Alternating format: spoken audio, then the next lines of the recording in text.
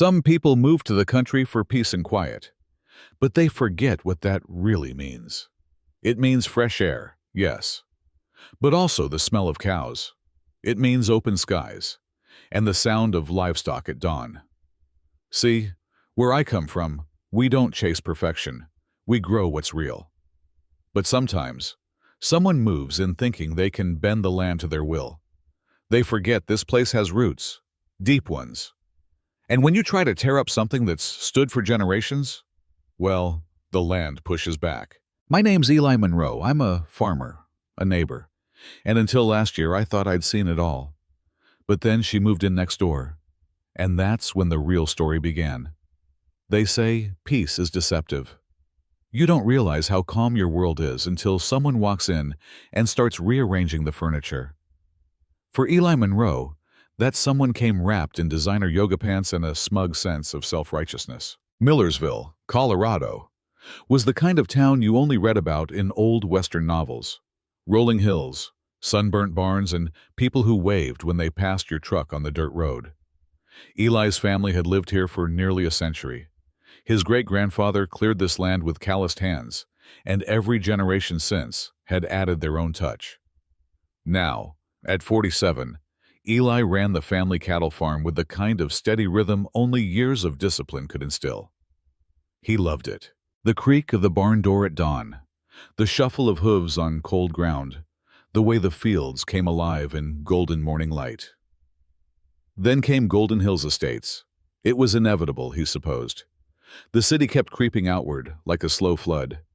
5 years ago, developers bought the land next to his eastern pasture and built a sleek, cookie-cutter neighborhood, gated, landscaped, and painfully sterile. At first, the residents mostly kept to themselves. Eli didn't blame them. Some folks just weren't made for dirt roads and the smell of manure. But then, Sandra Whitmore moved in. She arrived in a brand-new Audi, wearing oversized sunglasses, and the kind of attitude that screamed, "I'm better than all of this." A recently divorced real estate consultant from Denver. She wasn't even in her house 2 full days before Eli caught her glaring across the fence line, arms folded, lips pursed. The first encounter came on a Tuesday morning. Eli was checking a sagging section of fence when he heard a voice behind him, sharp and clipped.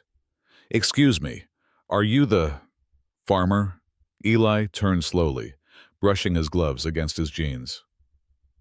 "Name's Eli Monroe. I live here. Can I help you?" Sandra sniffed, as if the air offended her. "Yes, actually. Your cows. They're very loud."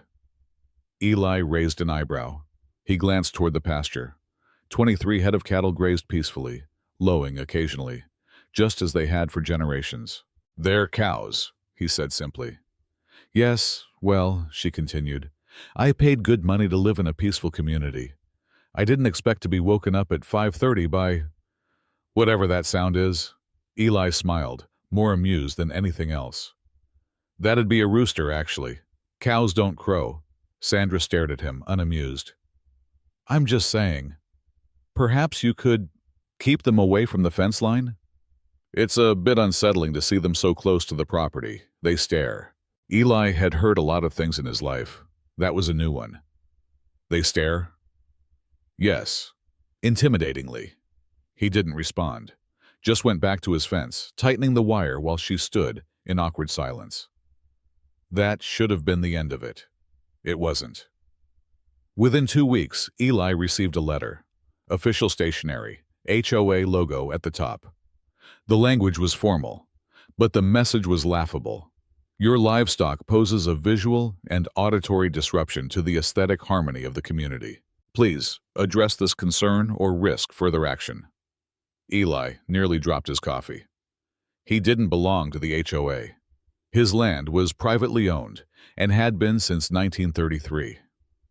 The only thing separating his fields from their freshly paved cul-de-sacs was a thin stretch of cedar fencing and a 20-year-old oak tree. Still, Sandra wasn't finished. Over the next month, the complaints piled up: noise, odor, flies. She even claimed the cows were affecting her mental health. HOA representatives, none of whom had jurisdiction over Eli's land, began visiting the fence line, clipboard in hand, peering over like prison guards. That's when Eli knew this wasn't just about cows. It was about power. He started noticing little things. Neighborhood kids no longer biked near the pasture. Local joggers switched routes. One day, someone even spray-painted the words "not zoned for this" on his mailbox. Eli didn't say much. He just replaced the mailbox, fed his cows, and made a few quiet upgrades of his own. Motion lights, cameras, a fresh stack of legal documents confirming his land rights.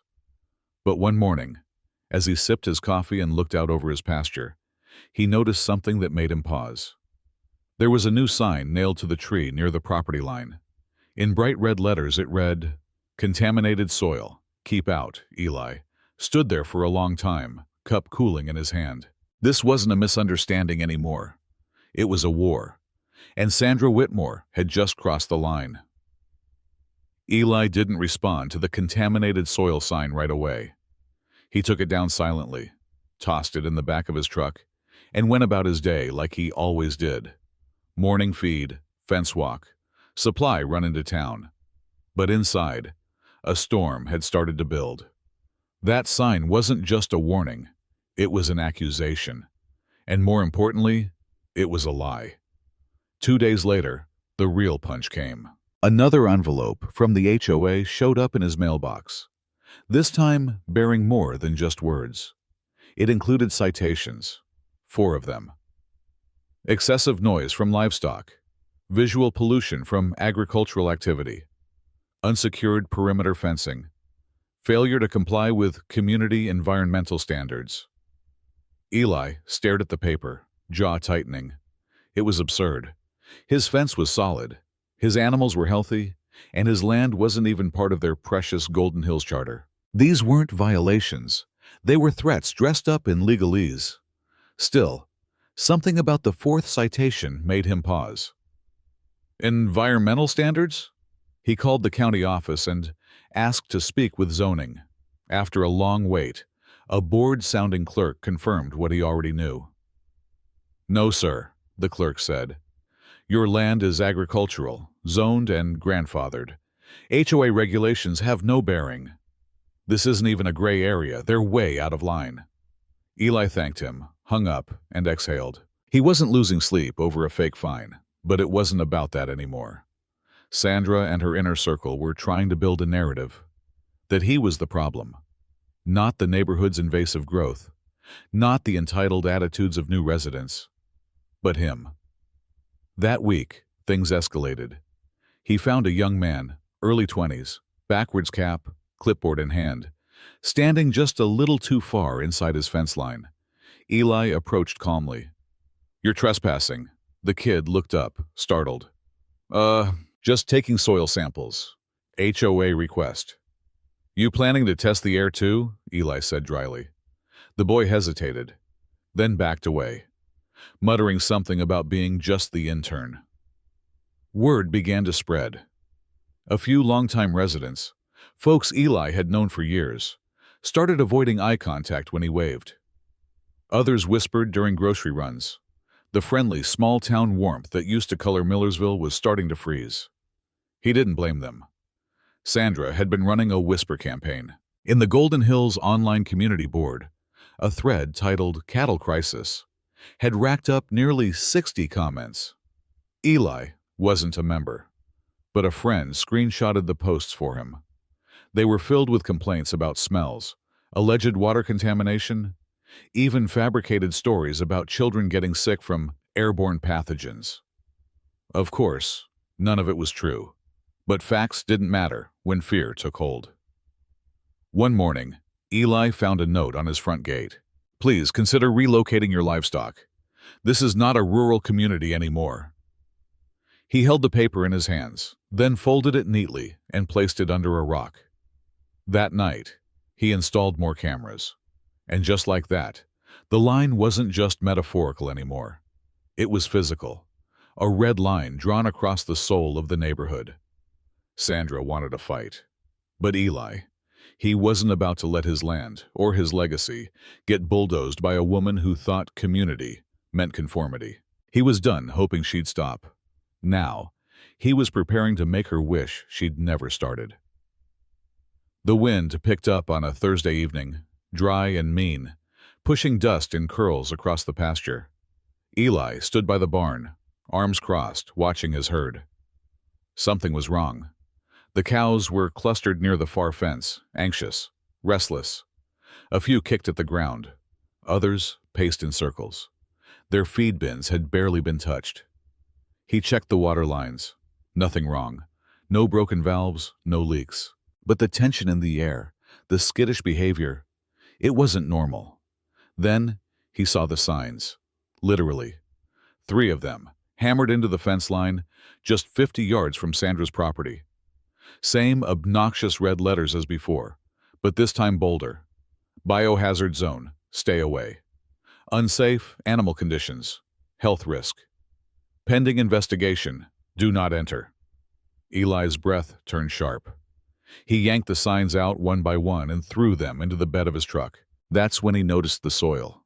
Damp, darker than usual, and it hadn't rained in nearly a week. He bent down, ran a hand through it, sniffed. Bleach. Heavy chemical-grade bleach. The kind used in commercial sanitation. Or worse, industrial cleaning. And it wasn't just a splash. Someone had poured it in long strokes, right along the fence line. The grass was already curling inward like burnt paper. He didn't say a word. He just walked back to the barn, checked his camera feed, and rewound.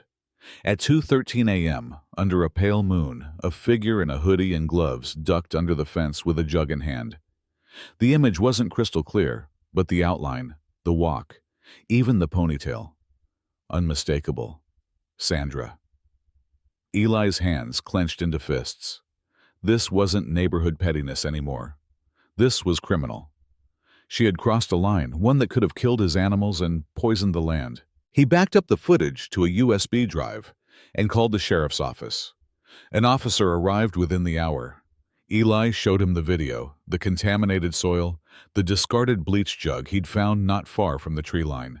The deputy took notes, asked questions, squinted at the footage.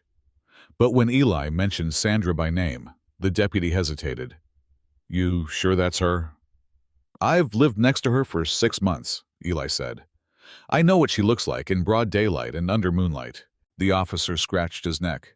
"Look, the video's helpful, but it's circumstantial unless we catch her in the act. You know how HOA folks get. They think they're doing some kind of civic duty. Could be hard to prove intent." Eli stared. "She dumped chemicals into my pasture. You call that civic duty?" The officer didn't answer. Instead, he logged the report, advised Eli to file for a restraining order, and left with a half-hearted promise. "We'll look into it." Eli watched his taillights fade and felt a new kind of fury take root. Slow, cold, focused. The next day, Sandra strutted past the fence in yoga pants and oversized sunglasses, earbuds in, holding a smoothie like nothing had happened. She didn't even glance at him. Eli didn't say a word. But something had changed in him. She wasn't just trespassing anymore. She was trying to destroy what his family had built for generations. She was treating his land like a blemish on her property value. He started making phone calls. A friend from high school worked at the county agriculture office. Another contact worked in environmental zoning. He even reached out to a reporter named Cal Marshall, who wrote a popular column in the regional paper called The Line Between Us. By the weekend, things were in motion. Meanwhile, Sandra kept playing her games. More signs appeared. She installed a spotlight aimed directly at his barn. A complaint was filed accusing Eli of illegally housing unvaccinated animals. When the vet arrived for inspection, he rolled his eyes. Again. Eli simply nodded and handed him the file. Vaccination records, vet logs, USDA approvals. Bulletproof. By now, the neighborhood had noticed. Neighbors were split. Some still whispered, avoided eye contact. Others started stopping by Eli's gate with pie or awkward apologies. "Didn't realize it was this bad," one elderly couple confessed. "We just thought you were being stubborn." Eli didn't blame them. Fear was easier to spread than truth. But truth he knew, had teeth. And it was hungry. Eli Monroe had been patient. More patient than most men would have been, considering what he'd endured. He'd kept quiet when Sandra filed false complaints. He held his tongue when the HOA started issuing phony violations. He even swallowed his fury when his land was poisoned. But he didn't forget. Instead, he built his case like a seasoned rancher repairs a broken fence, one post at a time, methodically, without haste. Every letter, every photo, every shred of video evidence was cataloged and archived. By the second week of April, his folder was thicker than a county phone book, and he was ready. The article hit the Sunday paper like a thunderclap. The headline read, "War at the Fence Line. How One Farmer is Standing Up to HOA Harassment," by Cal Marshall. The piece featured full-color photos of Eli's pasture, side by side with surveillance images of Sandra throwing bleach, hammering signs, and lurking with flashlights in the middle of the night. The story was damning. Within hours, Eli's phone blew up. Local radio stations asked for interviews. A Denver-based news crew showed up at the gate. Online, the comments section was a battleground. But Eli didn't care. The truth was out, and people were listening. Even the sheriff's office, which had previously dragged its feet, reopened their investigation. The deputy, who once called the evidence circumstantial, now called it compelling. A formal case was filed. But Eli knew it wouldn't be that easy. Because when bullies feel power slipping away, they don't surrender. They panic. And panic makes people dangerous. That night, around 2:00 a.m., the cows were louder than usual. Eli woke to their distressed moos echoing across the field. He grabbed his boots, a flashlight, and the bat he kept by the door. As he reached the barn, he froze. There was smoke. Thin, curling wisps rising from the eastern edge of the field, near the compost area. Eli ran.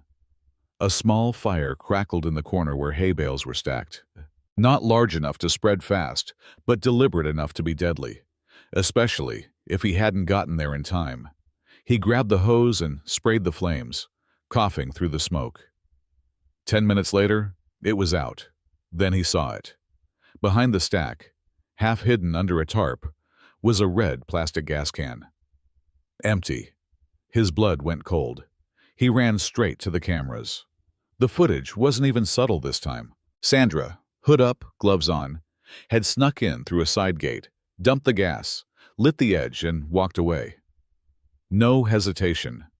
No second thoughts. She wanted to burn him out. The line had been crossed so many times it was practically invisible. But now? Now it was criminal. Attempted arson, endangerment, trespassing. And this time, it wasn't just property. It was lives, Eli's family, his animals, the land itself. By dawn, the sheriff's office had the footage. This time, they didn't hesitate. A warrant was issued within the hour. Officers rolled up to Sandra's pristine white house just before breakfast. Neighbors peeked from behind curtains. One man filmed from his porch. Another woman shook her head, muttering, "Knew it." Sandra emerged in her robe, face pale, eyes wide.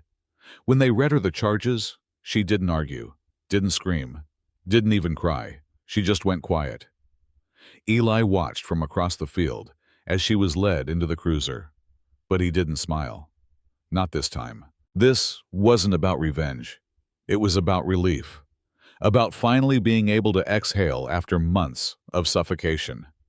But even as Sandra's car disappeared down the road, Eli knew something deeper had broken in the neighborhood. For months, people had stayed silent, watching, gossiping, judging from the safety of their patios. Now, that silence had a price. If someone had spoken up earlier, had challenged her lies, had asked the right questions, maybe the fire wouldn't have happened. Maybe it didn't have to come to this. But it had.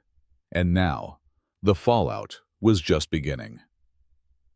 The morning after Sandra's arrest was unusually quiet.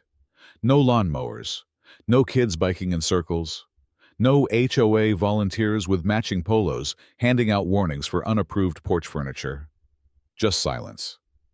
Eli sat on his porch swing, coffee in hand, watching the steam swirl in the cool spring air. His cows grazed peacefully again, no longer crowding into corners. For the first time in weeks, the pasture felt calm. But peace is never the end of a battle. It's just the eye of the storm. Around 10 a.m., a letter arrived. Not from Sandra, from the HOA. It was a formal notice condemning Sandra's unauthorized actions and reaffirming the board's commitment to ethical conduct and neighborly relations. Eli read the whole thing twice, jaw clenched. There was not a single apology, not one mention of the harassment, the poison, the fire. It was a whitewashed statement trying to frame her as a lone wolf, a rogue resident acting against the community's values. But Eli wasn't the only one who saw through it. By noon, neighbors started showing up. First, it was the Parkers, an older couple who lived 2 doors down from Sandra. Then came Miguel, a young dad with 2 toddlers, who used to play near the fence before all this began, even Mrs. Lindell, who hadn't spoken more than 3 words to Eli in 6 months, crossed the pasture in her boots and sun hat, carrying fresh-baked cinnamon rolls. "She scared us too," she said, her voice barely above a whisper. "We didn't know how bad it was until the article. We didn't know how to stop her." Eli didn't gloat. He simply nodded. That afternoon, something even more unexpected happened. A young woman named Jenna Hargrove, a former HOA secretary, knocked on his door. She looked nervous, hands clasped, eyes darting. "I need to show you something," she said. What she showed him nearly knocked the wind out of him. It was a flash drive, full of internal emails, HOA meeting minutes, financial statements, even a list of compliance priorities, a coded term for residents targeted for fines, citations, or re-education visits. Eli's name was at the top of that list, so were 6 others. All of them had one thing in common. They either owned property not under HOA jurisdiction or had once challenged a rule. One email, written by Sandra herself, included the line, "We need to discourage noncompliance through escalating pressure. Some of these people don't understand that they're guests in our vision of Golden Hills." Guests. Eli's blood boiled. Jenna went on to explain that the HOA had been using association funds to pay for private contractors who performed inspections on properties they technically had no right to inspect. They used leftover budget from beautification projects, never disclosed to residents. Fines were issued with no legal backing, but most people paid them out of fear or confusion. "I kept quiet because I needed the job," Jenna admitted. "But after that fire, I couldn't anymore." That evening, Eli called Cal, the journalist. Then he called the sheriff. Then he called every person he knew who had ever received one of those phony citations. The following week was chaos, but the kind that burns down the rot. Residents packed a community meeting so full they had to move it from the clubhouse to the town hall. Jenna testified first. Then came Miguel. Then an elderly man named Russ, who'd been fined $500 for repainting his garage door without shade tone alignment. Finally, Eli stood up. He didn't shout, he didn't accuse, he just laid out the truth. With screenshots, with financial records, with video footage. And then he finished by showing the surveillance video of Sandra pouring bleach over his pasture. The room went dead silent. Then someone in the back clapped. Then another. And another. By the end of the night, the entire board, minus Jenna, had resigned. 3 days later, the Golden Hills HOA was dissolved by vote. For the first time in years, the residents were free to repaint their fences, plant wildflowers, or, God forbid, wave to their neighbor without worrying if their mailbox color violated Section 4B. But for Eli, it wasn't about revenge. It was about reclaiming dignity. Not just his, but the community's. The county courthouse wasn't flashy. Brick facade, 2 flagpoles, and a stiff old clock that ticked 10 minutes slow. But to Eli, That modest courtroom felt like the most powerful place in the world. Sandra sat across from him at the defense table. Her lawyer, sharp suit, comb-over, and a tone slicker than an oil spill, argued that her actions were misguided attempts at environmental stewardship. The prosecutor, however, didn't flinch. He played the videos. He showed the photos. He called witnesses, from the vet who treated Eli's herd to Jenna Hargrove, who detailed the HOA's inner rot with quiet courage. Eli took the stand last. He didn't dramatize. He didn't embellish. "I didn't ask to be anyone's enemy," he said, voice steady. "I just wanted to raise my cattle in peace, like my father did, and his father before him." What Sandra did wasn't just about cows or fences.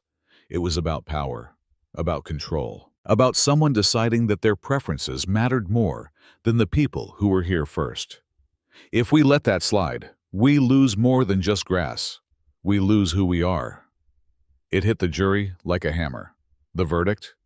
Guilty on all counts: trespassing, criminal mischief, and attempted destruction of property with potential endangerment to livestock. The sentence? 18 months probation, 500 hours of community service, $27,000, in restitution to Eli for veterinary checks, land repair, and emotional damages. The judge was clear. "You are fortunate this didn't end in animal death or fire. Your actions weren't just reckless, they were cruel." Sandra said nothing. Her eyes never met Eli's.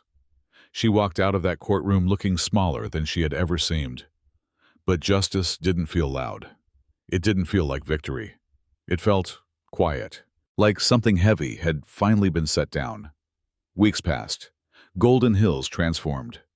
Without the HOA breathing down their necks, people started to relax. Lawns grew naturally. Kids chalked up sidewalks without citations. Garden gnomes popped up in every color and expression. And neighbors, the same ones who once looked away, now looked each other in the eye. They came to Eli's fence to talk, to ask questions, to apologize. One afternoon, little Miguel Jr. handed Eli a crayon drawing, a big cow standing on green grass, smiling under a blue sky. "Your cows are my favorite," he whispered. Eli smiled. "Mine too, kiddo." Then came the invitations. A community barbecue, a local co-op asking if Eli wanted to help lead a 4-H mentorship program, even a local school requesting a tour of the farm for their science class. The land hadn't changed, but the people had. They'd seen how silence lets bullies grow strong, and they'd seen what it took to stop them. Not outrage, not revenge, but one man standing steady even when no one stood beside him. On the 1-year anniversary of Sandra's arrest, Eli erected a new wooden sign at the front of his property. Not to gloat, not to provoke, just to remind. It read, "Respect the land, respect your neighbor, or the land will remind you who came first." No sarcasm, no lion jokes, just truth, carved in oak. People stopped to take pictures. Some even left flowers at its base. And Eli? He kept on working. Mornings in the field, afternoons fixing irrigation, evenings on the porch, sipping sweet tea, watching the sun set behind the ridge. The cows grazed, content. And for the first time in a long time, so was he.